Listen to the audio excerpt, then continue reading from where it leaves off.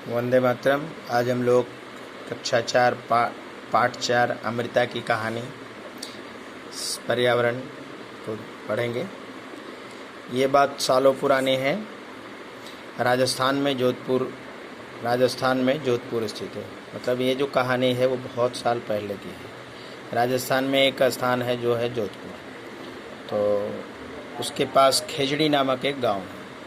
उस गांव का नाम खेजड़ी क्यों पड़ा, मतलब उस गांव का नाम खेजड़ी क्यों पड़ा, एक प्रश्न है कि भाई गांव का नाम खेजड़ी क्यों पड़ा। और दूसरा है कि उस गांव में खेजड़ी के बहुत से पेड़ थे, यानी इसलिए इस गांव का नाम खेजड़ी पड़ा।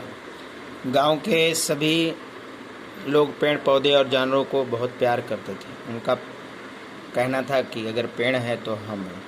बच्चों, जैसे अभी इस गांव के बारे में जानकारी ले रहे हैं कि भाई इस गांव का नाम खेजड़ी क्यों पड़ा, उसी तरह से बहुत सारे ऐसे गांव हैं जिनमें कुछ ना कुछ विशेषता होती है। उनकी विशेषता के नाम पर उनके गांव का नाम वो रखते हैं।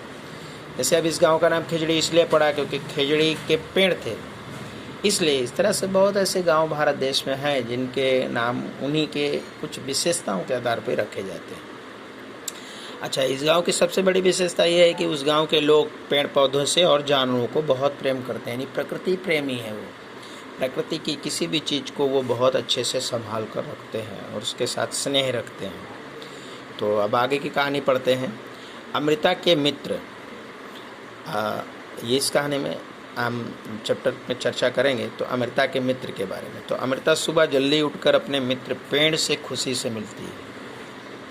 अपने देखा होगा कि अभी कि अमृता के मित्र, तो शायद आपने ये सोचा कि अमृता के मित्र जो है वो आपके जैसे बालक हो सकते हैं, लेकिन अमृता ने किसे अपना मित्र बनाया?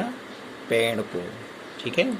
और वो सुबह जैसे ही सोकर उठती है तो अपने मित्र के पास जाती है। वो रोज़ एक नए पेड़ के पास जाकर उससे लिपट कर उसके कान में धीरे से कहती है, मित्र तुम सुंदर और ताकतवर हो, मैं तुमसे बहुत प्यार करती हूँ, मुझे भी अपने जैसा बना दो। तो वो जाती है, कहती है कि मित्र तुम बहुत अच्छे हो, तुम बहुत सुंदर हो, ताकतवर हो, है ना, और मैं तुमसे प्यार भी करती हूँ और मुझे भी तुम अपने जैसा बना दो। तो हम ये देख रहे हैं कि इसमें अमृता नाम की लड़की जो है वो पेड़ पौधों से दोस्ती करती है। ठीक है। तो आपने देखा कि यहाँ पर उस गांव के ये देखिए चित्र है।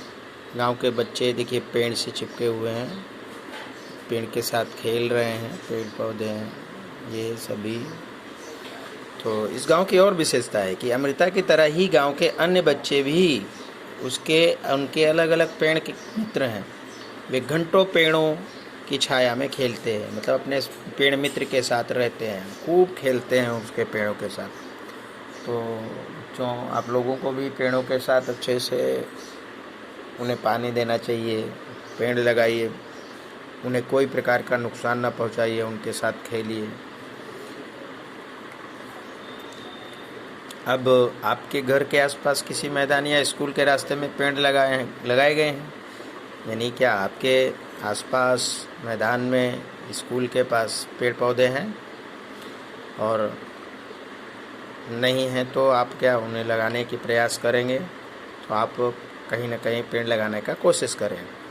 हम पेड़ क्यों लगाते हैं, यानी हमें पेड़ क्यों लगाना चाहिए? तो एक प्रश्न है कि भाई हमें पेड़ क्यों लगाने चाहिए, यानी हमसे क्या फ़ायदा है, हमको उन्हें हमसे क्या फ़ायदा और हमें उनसे क्या फ़ायदा है।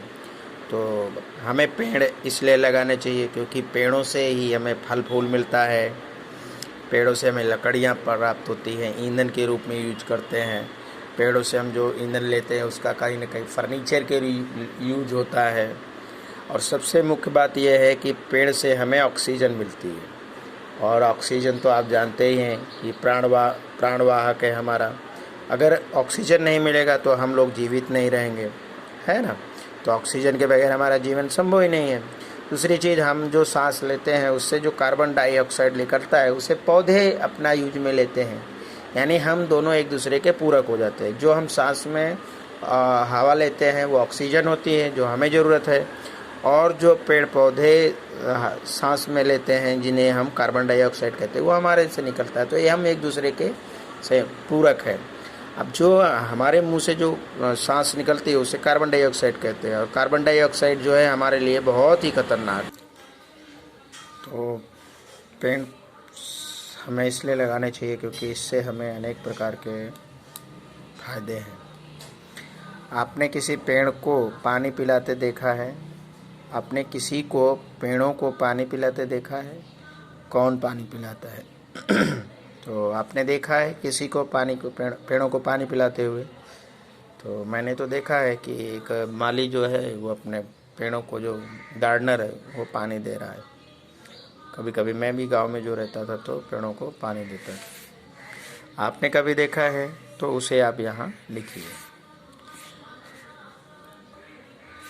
आपने वृक्षों पर लगा कोई फल देखा है? ये फल कौन खाता है? यानी आपने वृक्षों को देखा है और उस पर जो फल होते हैं, तो जैसे कि आम है, सेब है, केला है, जामुन है ना, अमरूद है, बहुत सारे वृक्ष होते हैं, उन पर फल लगे होते हैं। और ये फल कौन खाता है? तो इसे हम भी खाते हैं, पक्षी भी खाते हैं, और बहुत सारे लोग इसका व्यापार करते हैं जिससे वो उनकी आजीविका चलती है कि नहीं? तो और आपने कहीं देखा है जो फल लगे हों और उन्हें कौन कौन खाता है? ये आप लिखिएगा।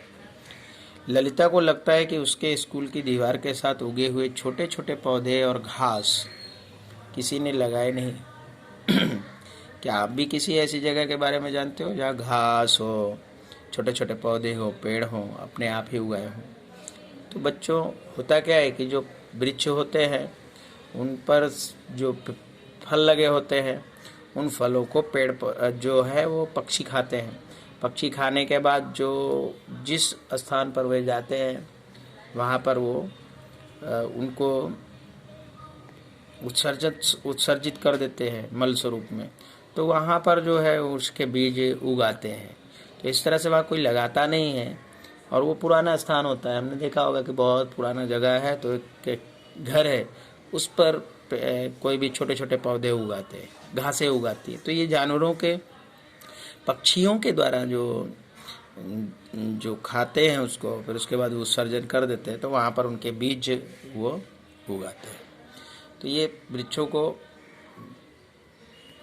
छोटे पौधे और पेड़ अपने आप ही उगाते हैं, अर्थात उन्हें पक्षियों के द्वारा उनका, जब पक्षी उनको खाते हैं उस स्थान पर बैठते हैं, उसका उत्सर्जन करते हैं, तो वहाँ पर वो पेड़ पौधे उगाते हैं। तो उन्हें कोई उगाता नहीं, बल्कि पक्षियों के द्वारा खाया हुआ बीज जो बाद में उत्सर्जित किया जाता है, तो वो जो है पेड़ पौधे के रूप में आ जाता है बरसात के समय में, या उसको जब मौसम में पानी मिलता है। तो ये पौधे अपने आप उगे होंगे, आपको क्या लगता है? तो जैसे हमने आपको बताया कि ये पौधे अपने आप नहीं उगे, इनको पेड़ पौधे, यानी इनको जो पक्षी हैं वो खाए हैं और खाने के बाद उनका उत्सर्जित किए हैं, और जिससे वे वहाँ पर चले आए।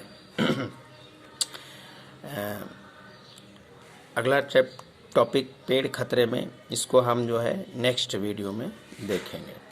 जय हिंद, वंदे मातरम।